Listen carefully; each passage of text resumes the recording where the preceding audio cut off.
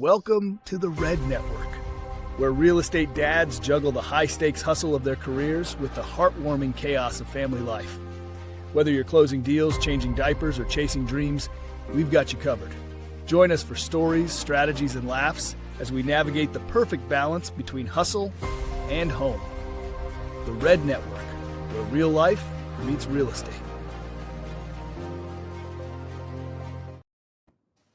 Awesome. Hey, so episode 2, we got a really cool guest today. I wanted to welcome everybody to today's episode where we're going to dive in to the journey of faith, family, and leadership with a man who has dedicated his life to serving others, both in his community and across the globe. Christian Rasmussen is not just a top-performing real estate expert in Middle Tennessee. He's a man on a mission. And after years of serving as a major crimes detective and SWAT team member, Christian and his family took a leap of faith in 2017, stepping into the unknown to follow God's calling. Now, as the leader of the Exodus group, he's not only helping families find their dream homes, but also making an eternal impact, giving back to mission work with every transaction. From law enforcement to real estate, from the classroom to the mission field, Christian's passion for helping people and purpose is undeniable. So get ready to be inspired as we dive into the story of his faith and his mission to change lives. Christian, welcome. Thanks, Jason. Yeah, thanks for having me on, brother. Absolutely. So in looking through your bio, talking with you a little bit this last week, pretty incredible background, law enforcement, teaching, and now real estate. Can you take us back to when you knew it was time for a change? Take us back to that time. Yeah, great question. So that was end of 2017, beginning of 2018. So let's see. I'll tell you this, like major life changes. It's inspiring to me when you come across people during major life changes. So my wife and I both felt called to leave Colorado back in 2017. And it was actually years before that, and applied to become an FBI special agent, and wanted to join the hostage rescue team specifically. And so I went through the application process on that, and at the end of that is when life really changed for us. And that's when that year I had a older brother commit suicide, and then we lost a niece and lost my stepmom, all within a few month period. Yeah. Then it was about 2 months after that I was supposed to leave my family and go to Quantico for basic training for the FBI. And it was about 2 months after that I was supposed to leave. And it was at that point that my wife and I made the decision, like, hey, I'm not leaving my family. That was where it switched for me from 100% focused on career and what I wanted to do, and became more about my family and integrating my family into work. And that's where what your podcast is a lot about, that work-life balance. That's where it switched for me. Absolutely. Wow. That's it's easy to see how that could have an impact on you in moments like that, where you just really kind of realize what's the most important, right? Yeah. And that's your family. Leaving a career in law enforcement, it's I imagine it's not easy. What role did your faith play in stepping into that? Yeah, all of it. So me and my wife, we decided not to do the FBI, and then we came to Nashville just to visit. But we both felt called from Colorado. We came to Nashville just to visit, and we both heard from God separately that we're supposed to move here. Wow. And specifically doing real estate. And so when so literally when we both got that word while we were visiting Tennessee, went home. I'd been at my job for 13 years in law enforcement and been in SWAT for 8, and had been a detective. At the time, it was probably about 5 or 6 years. And literally quit my job, sold our house, packed up a minivan and a U-Haul trailer with my 3 kids and 2 dogs, and drove out to Nashville to sell real estate. And I had to do it. And I didn't know anybody here, didn't know my way around, and just showed up on day one and said, what do I do? Man, so tell me, where did real estate factor into this? We're moving to a new area. We know no one. Real estate, hey, this is our path. Let's go. Yeah. So, I talked about it like everybody else, like, oh man, I should get my real estate license. And my intention when I got my real estate license in Colorado, but I didn't sell a single house. Like we didn't even sell my house when we left. Yeah. Didn't know how to do it. Yeah. But I had gotten my real estate license out there, and with the intention of just doing it part-time, like, law enforcement. I had capacity for it. So I was going to do a side hustle. And then after I got my license, when we came out to Tennessee to visit, I just decided to just check out a few real estate teams that were doing it at a high level. The guy had sold us our house in Colorado. He ran a team. And so he encouraged me, hey, if you're going to get into real estate, think about joining a team just so you can kind of learn the ropes. So I talked to a team while I was out here, and they were just faith-based, ready to go, needed somebody right away. And they were doing it at a high level. So I was like, okay, I'm in. Let's do it. And they said, okay, well, can you start in 3 weeks? And it was like December 2nd, December 3rd. And my wife's like, no, we can't start in 3 weeks. Like, it's Christmas season. We've got plans. We've got this. We got a house. We've got everything. And God kind of took care of all that. Like, as we were talking about it, we just got more and more excited, and we just did it. And best move we ever did. That's awesome. That's awesome. Probably the epitome of a leap of faith right there. Yes. It's funny how those things work out. And I've got a personal story like that. I've heard many stories where there's not really a explanation about it. It's just this feeling of like, we need to do this. Right. Yeah. It's hard to describe. The R.E.D Network, it's about balancing business and fatherhood. And, the tagline is balancing hustle and home. How do you stay present for your family while running a high-level real estate business? Love it. Great question.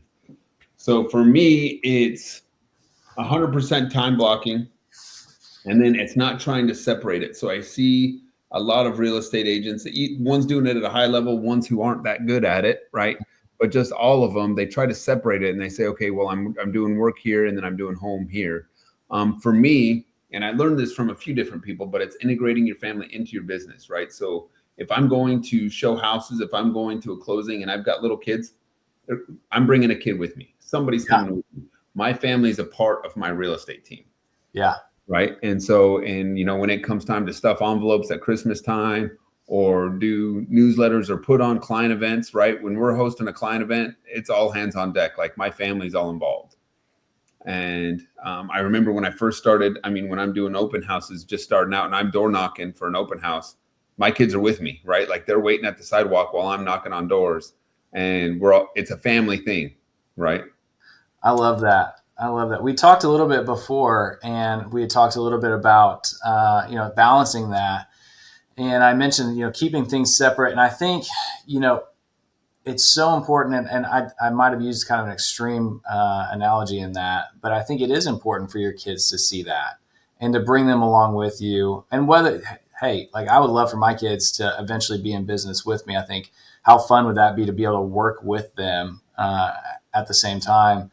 But I think also they need to see, hey, we don't have all this cool stuff. We don't do all these cool things just because we get to do them. Like, we were born and mom and dad are able to provide this, and we don't know how it happens. Like, I think them being involved, like you said, door knocking, stuffing envelopes.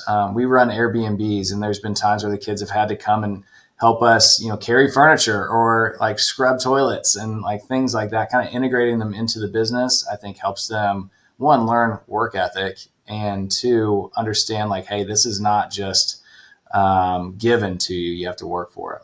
Yeah, I love that. I love that you did that. And I'll tell you too, I think your kids love it. They do. Yeah, they dig it. They feel like they're helping and they enjoy it. I think it's important. And plus, if you've got this great, family dynamic and relationship, it's time. There's only a limited amount of time that we actually get to be with our kids. And when you're in the thick of it and you've got a newborn and a toddler or 3 kiddos that are young, it can seem like, oh my gosh, this is going to last forever. And really it doesn't. You only have, a select amount of summers to do that. And so really trying to integrate them in to your daily life as much as possible, you can kind of elongate that a little bit. Yeah. 100%. My son, my oldest is actually turning 18 this year. Man. Start showing houses for me, right? Yeah. They're already involved. Consistent right there. I love that. That's it. Yeah.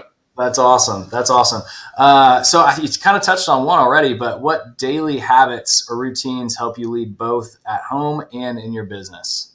Oh, love it. Well, I actually wrote a book on it. I know we're going to touch on that. Yeah. Yeah. Win your day. So for me, it's putting on your own oxygen mask first. You hear that analogy on airplanes a lot. So for me, it's getting up early in the morning every single day and taking care of making sure that my mindset's right, making sure that I'm at peace, making sure that I've worked out, I've done what I need to do to prepare myself. And so when I've got 2 or 3 hours in the morning to take care of everything that I'm supposed to take care of, all of the things that I need to do, then that leaves the rest of the day to take care of everybody else. Mm-hmm. Right. And when I win my day, when I meditate, work out, pray, journal, do affirmations, right?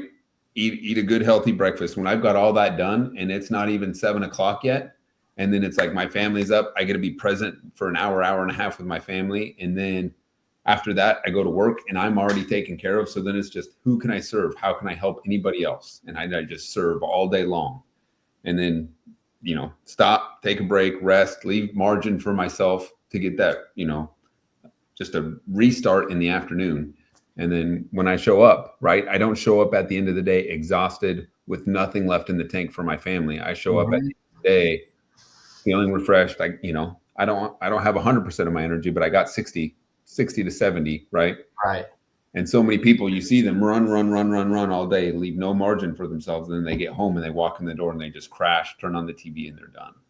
Well, and then their kids' experience or their spouse's experience with them is a fraction of themselves, right? They've been running to the ground all day long, and like hey, I get it. You're going to be tired. That's human nature, and yet you didn't take care of yourself, and so now you're not showing up as your best self for the most important people, right? And I think that's what I was kind of getting at before the show of like kind of separating those things. And you can never truly separate everything, and you don't even want to, right? Like I want to include the kiddos in these things.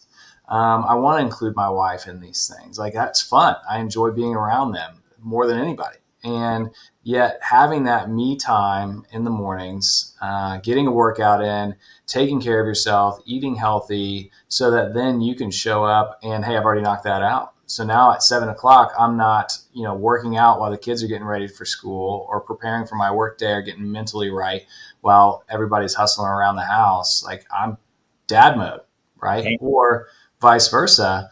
I have a rule personally that I will not walk in the house on the phone. If I'm on the phone, a lot of times, I take my last call for the day or last couple calls for the day are in the Jeep on the way home. And some of them are like wrapping up. I make sure when I pull in the neighborhood, hey, I'm about home. We're gonna have to wrap this up. But like they're wrapping up. And there was one time, and I'll never forget it. I walked in, and I was still on the phone, but I'm almost done. And my daughter had not seen me all day long, and her first image of me is walking in the door. And I'm like, hey, 1 second, and like. That just felt so bad. And so I was like, that's never happening again. So I'll sit in the driveway for 2 seconds, finish up the call.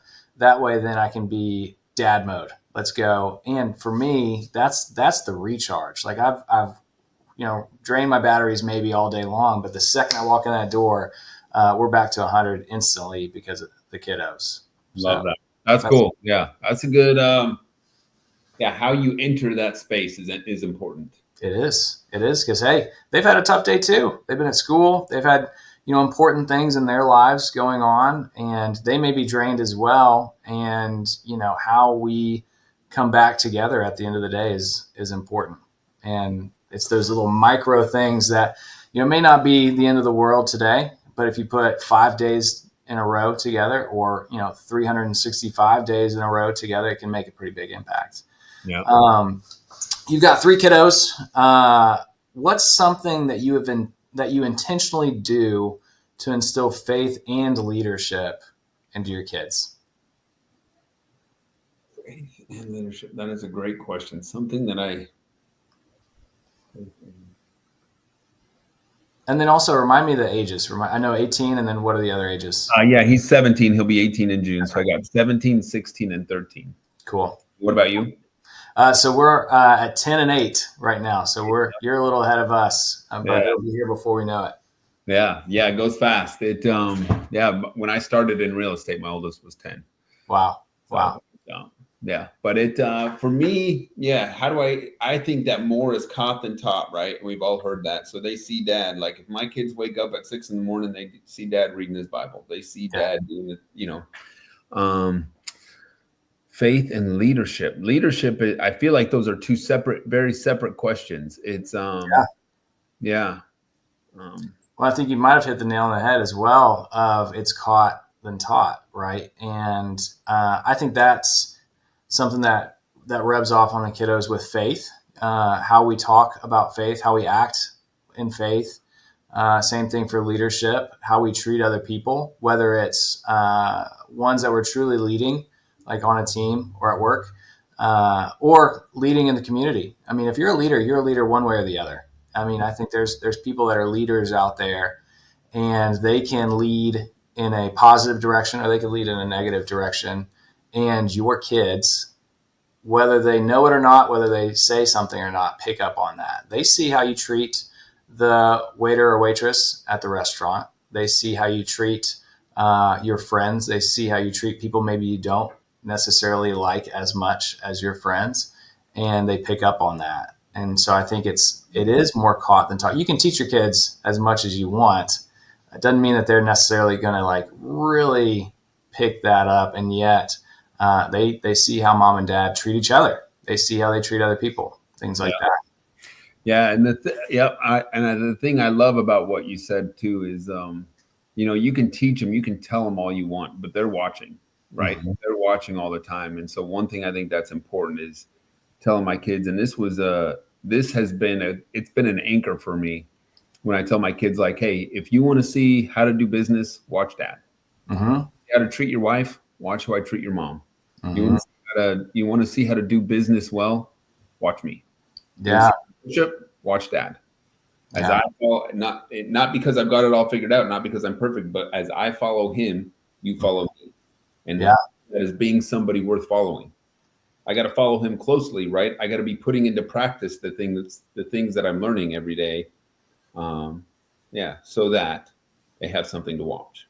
I love that. And I think they're going to do it, one way or the other, right? Like whatever they see, if you've got a negative mindset and you're not very faith-based, they're going to pick up on that. And why wouldn't they think any other way, right? Yeah. I see it all the time from, we come from small towns back in Indiana, and you see a lot of that. And I think also if you have an abundant mindset and you're faith-based and positive, interactions with people, and also staying busy, but also staying productive. Busy's not good. Busy being productive is good. Being productive with your family, being productive with business, being productive with other people, with your missions and things like that. That's great. And I think if all they know their entire life is being productive, well, guess what? Whenever they're 18 and moving out of the house, if they're not being productive and they're on their own and they're not around mom and dad, it's going to feel weird. Like I don't feel productive. I feel bad. Just like if you're in great shape your entire life and then you go out on your own, and then maybe I don't have the sports that's going to, corral me into fitness, or my parents that are working out, and so I'm going to work out too. But then maybe I don't hit those fitness goals that I've always had. That's going to feel weird. And you're going to kind of want to shift back to normal. So I think these are those important times to do that. Yeah, I love that. That's awesome. All right, let's shift gears a little bit. I want to talk about your book. Tell me about that. So that book, so fun. It's a short read. Only takes like an hour and a half to read it. It's a short read. Great. That sounds like my kind of read. Yeah, right. Especially people who don't read books, right? It's like, you feel accomplished after you finish it. I know, nailed it, got it. Done. Yep, check. But it started off my morning routine, right? So I really developed my morning routine and a mindset shift when I got into real estate, and that's what I invested in that first couple of years is retraining my mind to, like you said, an abundance mindset. Mm-hmm. Right? And so as I was doing that, I started talking to people and I started incorporating all these things in my morning routine. And then other people would ask me about it and I would send them an email. And then more and more people started asking. So I came up with like an email template that I would just send everybody. And if somebody asked me about it and asked me to send them my morning routine, I would just send them that email. And then it got longer and longer. And then people would ask me for some of the affirmations that I do. And so I typed those out and started including those. And then eventually somebody's like, you need to put this into a book, like, right? But I didn't have, it could have been a pamphlet. You know what I mean? It wasn't a book, it was a pamphlet. And so, so did some research, met a guy who was like, oh man, you need to put this into a book. And he'd been through the process before. So we kind of teamed up and put it together and published it. And it's been doing great. It's been fun. That's awesome. My daughter and I were just talking about affirmations. I'm kind of putting you on the spot here. What's one of your favorite affirmations? So I'll do the one that people like the most is my mission statement. And that's something I do it. So I get up every morning and I usually do it in the dark, in the grass, barefoot, in the middle of grounding. 3 o'clock in the morning, grounding. You got it. Yep. You got it. And it goes, I am Christian Rasmussen. I am a husband, father, son, brother, and a restored man. As a marked man for Christ, I've co-created a world of faith and hope through sincerity, humility, and controlled strength. I've led many men into the fray using everything from batons and shields to assault rifles and armored trucks. I've seen the headwaters of the Jordan and I've walked the walls of the holy city of Jerusalem. I've lived in need and I've lived in plenty. And I've been broken more than once. And I've loved only one woman with a passion that most men will never understand. And that's why. Oh, man, Christian, I think we probably end the show right there. And if anybody needs me, I'll be running through a wall later. That was amazing. That's awesome. Man, so you do that. It's the first thing you do whenever you get up in the morning? Yeah, first thing I do is before I even get out of bed, something great is going to happen to me today. Something great is going to happen through me today. Man. Get up with intention. I love that. And there's power in that. We've got sales meetings here on twice a month. And it was a couple sales meetings ago, I was talking about that. And really the power of your mind to change what's around you just simply by something that you tell yourself. So it's essentially like, you can say mind hacking, brain hacking, whatever you want to say. But really like you can say, I am this, or I don't do that. Right. Mm-hmm. So like I was having a hard time getting up early. I've done it for a long time, but I just ran into a very weird stream of like I just couldn't get up. And so then I'm trying to work out in the afternoon and that never works out. And so I just had to tell myself, I get up at 5 a.m. and I work out no matter what. And surprise, it happens, and maybe it's somebody that's having problems giving up smoking. Maybe it's somebody that feels like they're having too many drinks and just saying like, hey, like I don't drink through the week, or I don't drink period, or I don't smoke, or I do this. Like, I think there's power in that because then your brain is like, oh, okay. Yeah, I guess so. I believe you. And then doing it every day. The affirmation I was talking with my daughter about, she's big time in gymnastics, trains like 20 hours a week. We do travel meets and all of that. And of course there's challenges that come along with that. And, she's a 10-year-old that's being treated like an 18-year-old college athlete. Right. And so it's balancing that in a healthy way. And we were talking about affirmations and being positive and telling her like, hey, you're a leader and you need to be a leader. And sometimes you need to be a leader for people that are older than you. And that's going to be kind of weird at first. And she was asking me, she's like, what's an affirmation that you tell yourself? And I'd said, for a long, long time, your dad was afraid of talking in front of people. Something like standing in front of 10 people in a room, giving a speech of some sort would have just crumbled me. And I would make excuses not to do it. And what I found is that your body's reaction to being nervous and being excited is the same. Your brain can't technically like understand the difference between those two. And so if you ever feel nervous about something, I was equating it to her like, hey, if you're nervous to get up on the beam, or if you've fallen off the bar the last 2 times and you're nervous to get back on, just tell yourself you're excited. And I tell myself anytime I have to go speak, and I'll be in Vegas next week doing speaking in front of a lot of people. And she said, are you nervous? I said, I'm excited.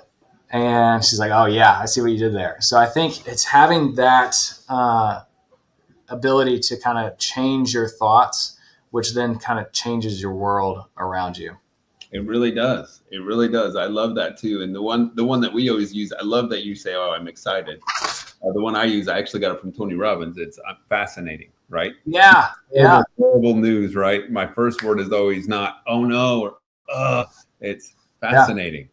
What are we gonna do? Right? I say that too. Tony Robbins, we saw him last year, a year ago next week. I was feet away from him. I had somehow gotten a seat down in like the front level, and not knowing that he was a crowd guy. I've never seen Tony Robbins in person. Imagine him just being from the stage the entire time, and all of a sudden he's walking, pacing up and down the aisle. And I'm not a big energy, dance around kind of dude, so that was definitely getting me out of the comfort zone. But like him having some of those, like just like we talked about, some of those little tweaks, fascinating, or I'll say like interesting. And like you said, what are we going to do about it? And what's the next step? And asked this question recently to one of my colleagues, hey, what is the worst case scenario in your mind right now? This is not a joke. I'm not making light of the situation. I'm being serious. In your mind, what is the worst case scenario? And putting that out there. Okay, if that happens, then what? Okay, and then what? And then what? And then guess what? Worst case scenario probably isn't going to happen. But if we are able to get that out there, then now we know, okay, worst case scenario, guess what? We're still okay. Everything's going to be fine. Everything's going to be fine. Okay. Awesome. Want to make sure we talk a little bit about the Exodus group. You operate at a high level. What sets your team apart? Yeah. So I would say what sets our team apart at the heart and core of it, it is our faith and our mission. So very much on mission. We run our team like a ministry. So I don't focus on trying to buy and sell as many houses as I can or help people out, right? I go out and I serve people.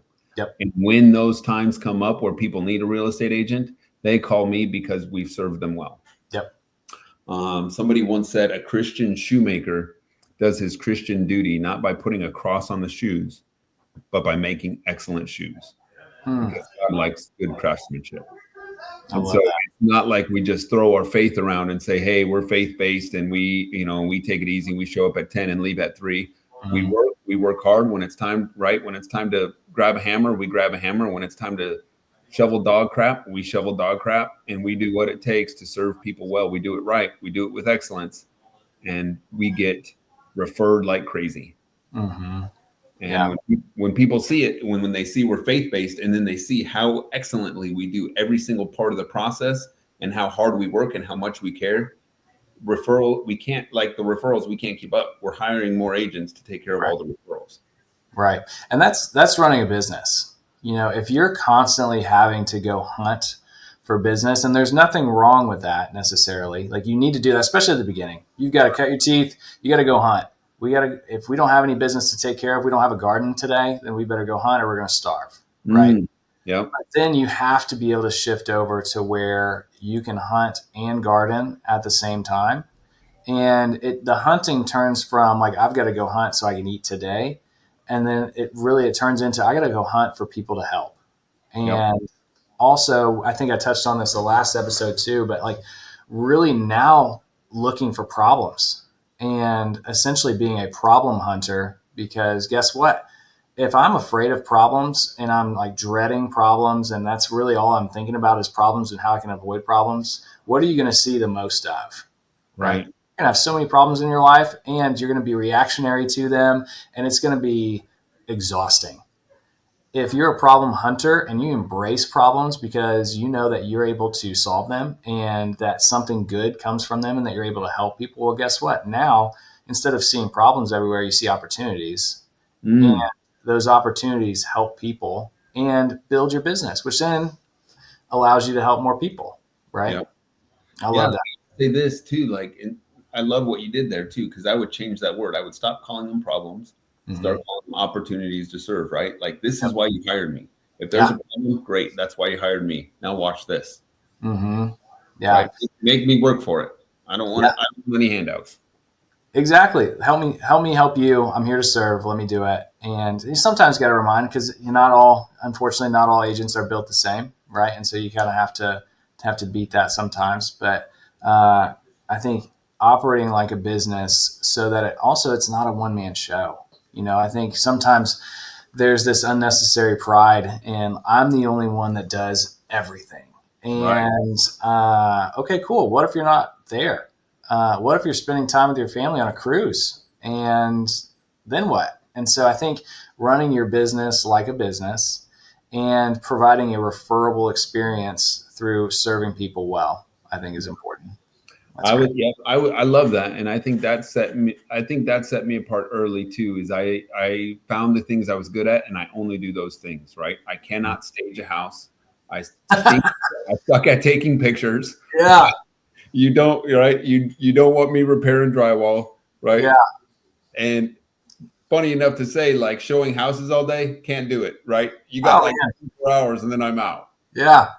So And there's some, I've got friends that send me these reels all the time. There's one out there, and it's this dude just flying through the house. He's like, this is a garage, this is the kitchen, this is the bedroom, and he's just moving through the house.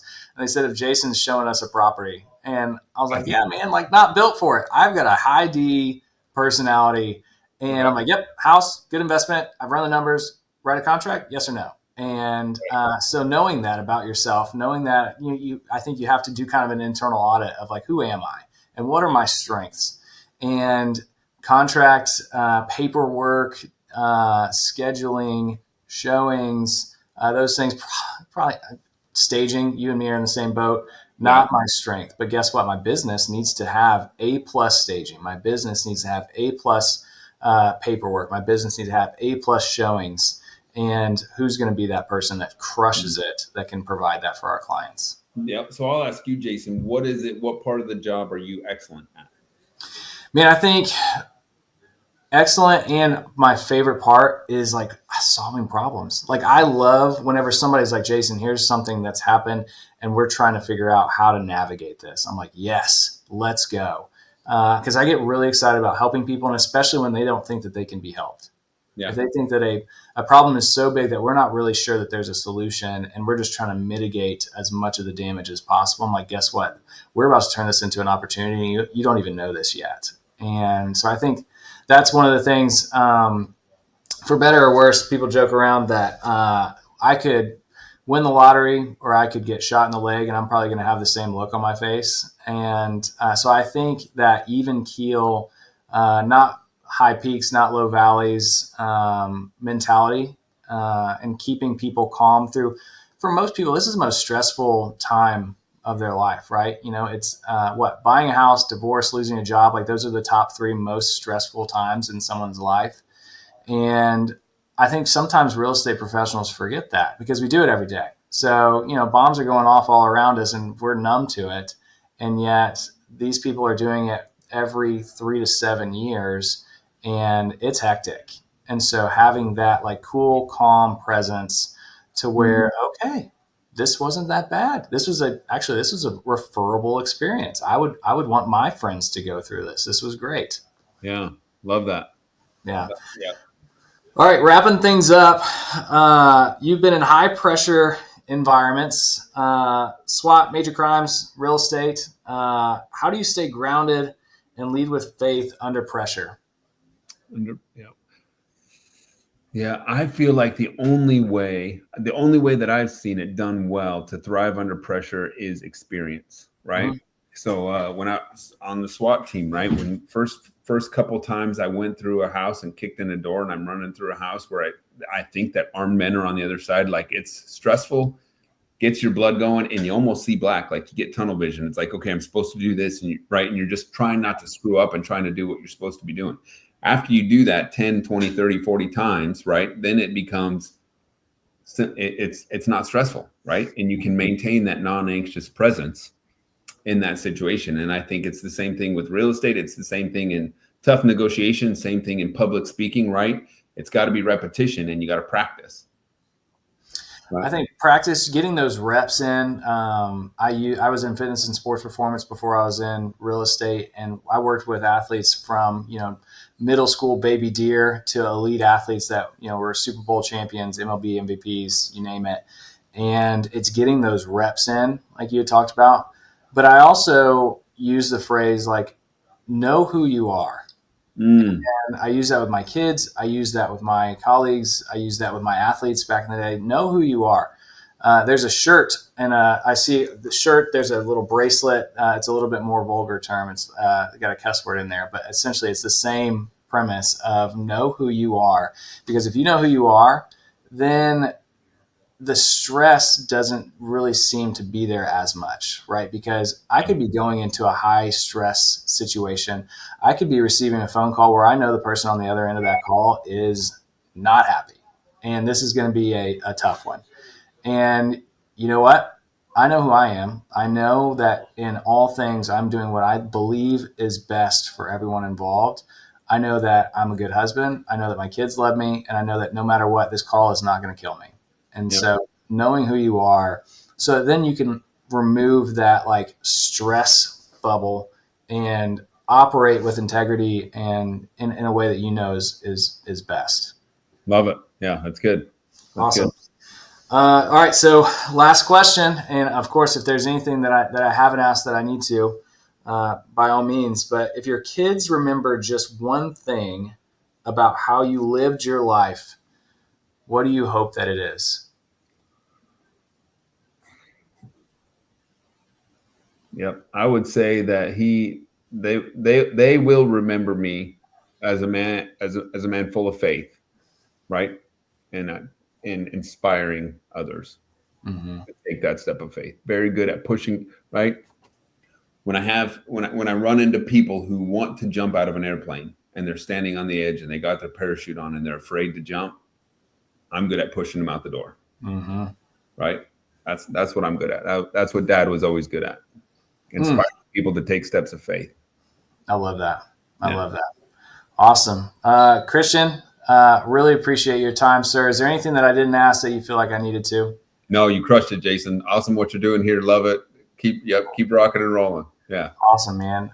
Well, I appreciate you being on the show. Hopefully we'll get a few more fans from this, and we'll keep building a cool network. I'll have to invite you to the Facebook page so you can plug in as well. And this is your second one. Number 2. Yeah, I've successfully doubled the amount of episodes that we've done already. So I'll be your first repeat guy. Like 10 episodes, you call me back, I'll be back on, and we'll jump on, and I'll be your repeat guy. Hey, I have that on record now. So I love it. I'm in. That's a promise. That's a Bring promise. it.